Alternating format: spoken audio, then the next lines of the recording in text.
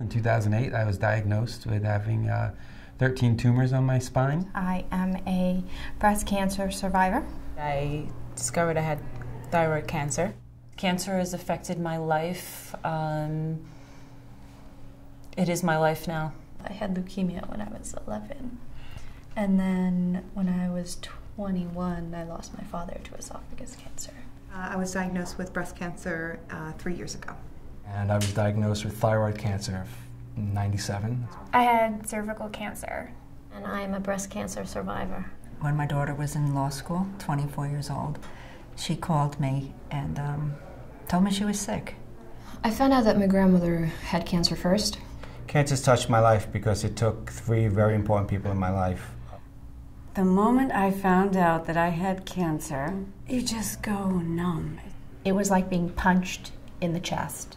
My first feeling was absolute terror. I didn't know what it was, or I didn't know what it meant, and I didn't know, what it meant for the rest of my life. I saw their body deteriorate very, very rapidly. It's just a frightening black hole of uncertainty. Doctors don't know how to talk to you about it. You know, it can take somebody who you don't realize how much you love them until they're gone. For me, treatment was about just fighting for a chance to have something that I wanted. The process of treatment was kind of scary. I didn't know what to expect. I went into it with a positive attitude of, how much worse could it be? They came in with a paint can that was made out of lead. And inside that can was a soda can made out of lead, and in there was a little vial. As soon as I drank that water, it was sort of like just a stale water. Everyone left the room, and that's the last time I saw a human being for 3 days. Going through cancer and lying in bed for 9 months staring at the wall, I really learned to meditate. I have definitely vomited and thrown up on every train platform on the F line. That was just my life for about 6 months, but I still kept everything as normal as I possibly could.